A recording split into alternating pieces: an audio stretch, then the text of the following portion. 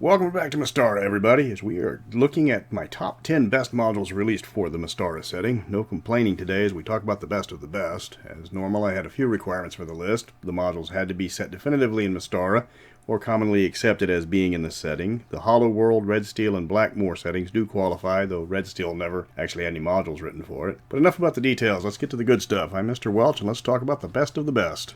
Number 10, keep on the Borderlands. I know what everybody's thinking. Why is this module, which is ranked among all the modules by various critics near the top of all modules, only breaking the list? First, it was a generic module that was retconned into Mystara when the D&D modules were all decided by TSR to be set in Mystara. Second, when you look at it objectively, it's a large-scale dungeon crawl, but it does have a massive amount of dungeons. Borderlands reflects back to the early days of D&D's wargame roots. The module teaches tactics. New players will learn quickly what they are capable of and what will get them wiped out. It's a teaching module, and it eases the players into more difficult scenarios as they graduate from kobolds to orcs to hobgoblins, finally to evil cultists actually using spells. What the module lacks in a plot, rather than obviously the standard kill, loot, heal, repeat dungeon crawl tactics, it gives an enormous variety of enemies. Seriously, every major humanoid type in the Broken Lands except for trolls are present in these caves. The strength of the module is it's a massive adventure in a very small package. It does go into great details about the keep, and that's just a third of the module. Where other modules give you a dungeon with a couple of levels for the dungeon, Keep has a staggering 11 caves, each with a different enemy. Between the variety of the enemies and the quantity of the dungeon levels, the module never grows old. It's a classic module by any measure, and it going on this list was just a question of where it was going. Number 9, the Veiled Society. You're going to find a lot of B-series modules on this list. Some of them are the best intro modules ever written, but none of them are as unique as the Veiled Society. Every module in the basic series until Veiled Society was a dungeon crawl. Zeb Cook threw out all the common wisdom of the module making TSR was using to create, and gave us possibly the most original B module ever created. What the module is lacking in dungeons and monsters, it more than makes up with investigations and diplomacy. The module is short. It's only 19 pages in length, and some of those pages are buildings that were supposed to be cut out and turned into a cityscape. Fortunately, you can save your poor module today because city tiles are cheap these days. The module is tightly written. It may not be long, but it tells a gripping story of murder and conspiracy set entirely in the city of Specularum. Almost all the enemies are human, the villains are just simple murderers and thugs, and there's almost no supernatural elements involved. Its simplicity in the telling is part of the charm. Players are going to be expecting orcs and skeletons at basic, not murderous thugs in it for the money. Updating the module to the rule cyclopedia only makes it better because of the skill rules. There's a minor issue, well, minor in the fact that it was a simple oversight by the editor, major in the fact that it gives away the killer of a murder mystery, in that the suspects involved in the murder are listed on the back of the module, and when you get to the murder scene, the victim has partially spelled out the killer's name, making it obvious to anybody who can read who did it. Now, Veiled Society is a refreshing change from dungeon crawling, and the module does prove you don't have to be long or complex to be excellent. Number 8, Master of the Desert Nomads / Temple of Death. Zeb Cook makes this list several times, and for good reason. I had to include both X4 and X5 together, as alone they are only average, but if you put them together, it's an epic adventure combining exploration, dungeon crawl, a classic villain, and a large number of Mystara monsters, and the Temple of Death itself, which is considered one of the finest dungeons ever made. Zeb earned his reputation as one of the best module writers TSR had, and that's why him and Tom Moldvay account for fully half the modules on this list. Of the two, Master of the Desert Nomads is considered the lesser of the two modules, but that's unfair because it's the setup to Temple of Death. You can't run Master by itself. It ends with you getting to the temple, and the party's just not going to go home after that. What makes the adventures memorable is it's just so gonzo with the encounters. When the first encounter for a module is a fake dragon designed to scare the party, you know you're in for a unique adventure. Then it just gets better. You run across a castle made entirely of fungus and occupied by zombies. You can create a stairwell of light at one encounter that reaches to the moon, or the moon kingdom as it says. For DMs, that throwaway magical effect can get your players to Mishima, the hidden moon of Mystara. To go off on a tangent, but that was a fascinating location that never appeared anywhere except for Champions of Mystara. This module gives you an out to go adventuring with samurai jungle space cats. Do it!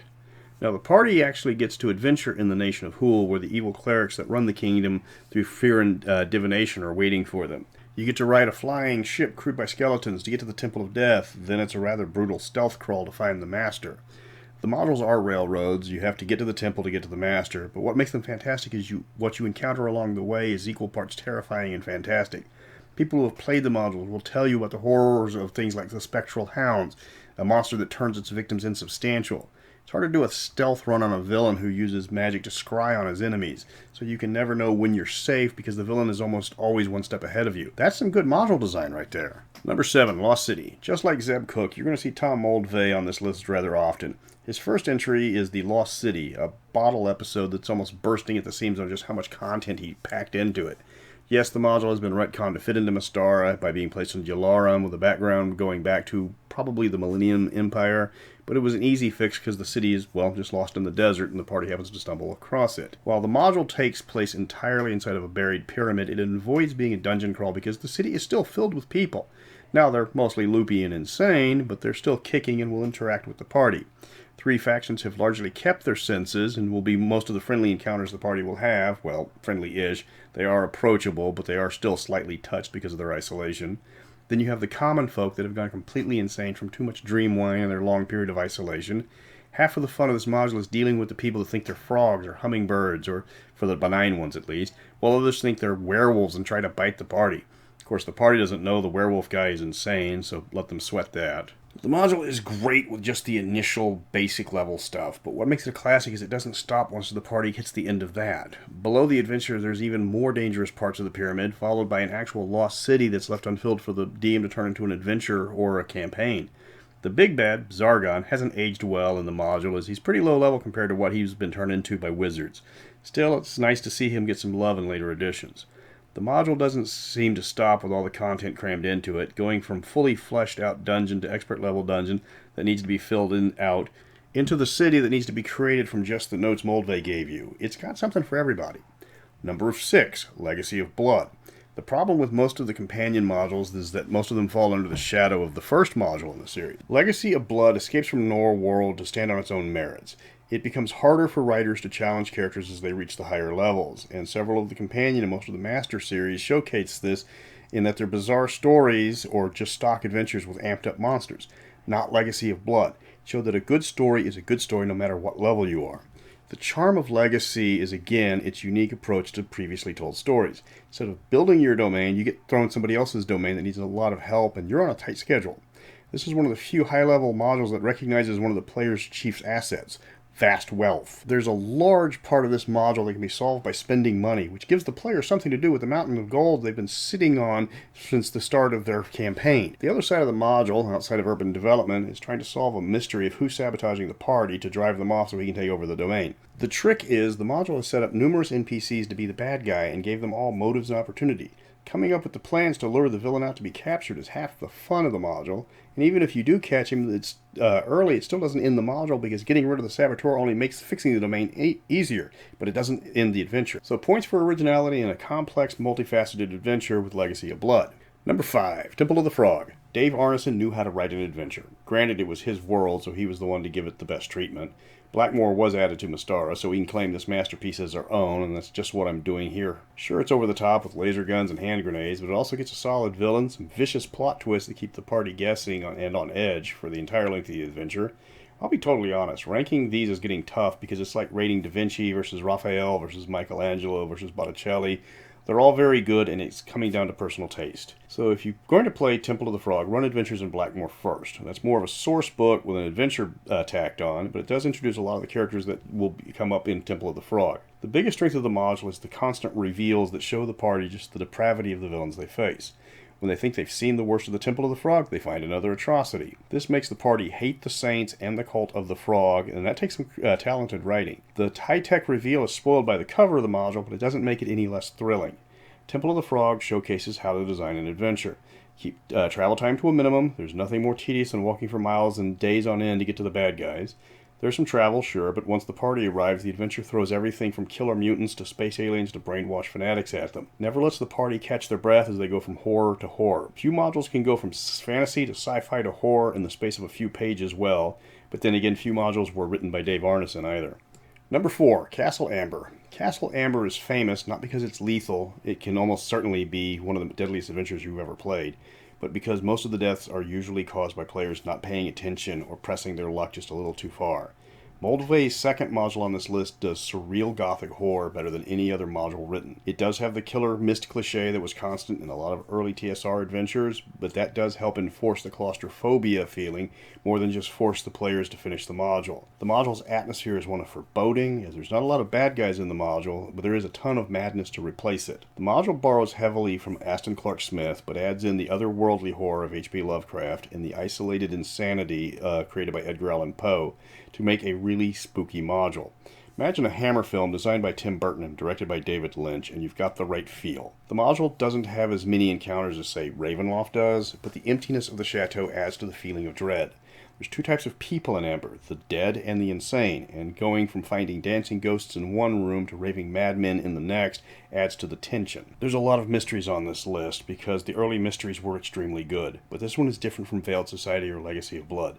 This one is on the list because you're not trying to expose or catch the killers, they're already long dead. The party has to find out what happened to reverse the curse the guilty parties caused everything to be trapped in the mist. Nothing is explained until the very end. Nothing in the module makes sense until then. That's the best part. The party is kept constantly on the edge because they have no idea what's happening or why. And they're trapped here until somebody can make sense out of the madness that seeps into the very rocks of Chateau d'Amberville. Number 3, Test of the Warlords. It's unfair to call the first companion level module an adventure. That sells this adventure way too short. This is nothing short of a campaign guide. The scope of this module is beyond anything any other modules can even come close to. This module takes years to complete in game time. Most of the other companion level modules could be considered side quests to Test of the Warlords. The module is centered around one of the 5 pillars of adventuring in Mystara, which is world building, and no other module can even come close to the sheer scope Test of the Warlord invokes. This is the module that lets your party put their stamp on the game world. Only a few modules have the option to carve out your kingdom as a legitimate solution at the end. This module lets you shape the world as you see fit. You're not playing in a sandbox, you're building the sandbox. You're literally shaping wilderness into the setting your characters would like to live in. You can populate it with who you like, set the laws, build the infrastructure, and expand your domain through diplomacy, force, or exploration. There is so much possibility that players often need to be prodded to get going once they realize they can do whatever they want to in their own lands. The module's biggest strength is it's so modular. There's some set encounters, but the turns in the domain system are months long, so you can squeeze in any number of adventures in your downtime. Spend a weekend of game time to run Earthshaker. You can take a week off and head down Saber River or take on Death's Ride. You can put the module in the background as your characters tackle immediate matters. How the module ends, if it ever truly ends, will shape the very world your players are adventuring in. Few adventures can say that. Number 2, Isle of Dread. If anybody was keeping track between the Zeb Cook and the Tom Moldvay modules to see who has the most, they tie because this was written by both of them. So take the fantastic adventure design of Zeb Cook, add in the meticulous world building of Tim Moldvay, and you get one of the most iconic adventures ever written for D&D, the Isle of Dread. This is the module that gave us Mystara, that introduced the concept of the Sandbox 2 Dungeons & Dragons, and keep adventurers returning to the island time and time again to a different experience every single time. It was a perfect storm of a module, so much so that other settings have tried to lay claim on the islands themselves, but it's always going to be Mystara's first, because we're in the module, they're not. The reason why the module persisted in people's minds while others were so quickly forgotten or retconned by better written settings, there's always something to do in the Isle of Dread. From fighting pirates, wrangling dinosaurs, exploring lost temples, no matter where you go on that island, you will be challenged by what you find. The module was the introduction of the Expert series, and it not only introduced the Mystara setting for the very first time, it also gave Mystara its defining traits, exploration, colonization. For the first time, the players were put on a strange land with the only instructions from the DM being go out and have a nice time. The strength of the module is its sheer replayability. Your players could easily turn it into a campaign as long as they keep coming back for more adventures. They could set themselves up to rule the island or protect the Tanneroans from rival adventurers that would strip mine the island. You can arrive on this island as explorers, enforcers, conquerors, colonists, hunters, traders, treasure seekers, miners, anything you want. There's no limits on how this module is played. If you don't have a good time playing this module, you need to think outside your box and try another angle. Number 1, Night's Dark Terror. There are fantastic modules, well written with good pacing, a gripping plot, and no shortage of intense action and fantastic locations. Night's Dark Terror is all that, plus it's set firmly in the wilderness of Karamikos. This module starts the party off by driving it straight into an ambush and leads them to fighting off dozens of goblins in the middle of a siege of a farmstead. Once you're there, the monster never once lets off the gas. It lures you in with the promise of being an action-packed hack and slash and ascends into far greater adventures. If I listed all the twists and turns in this adventure, you would think I was exaggerating.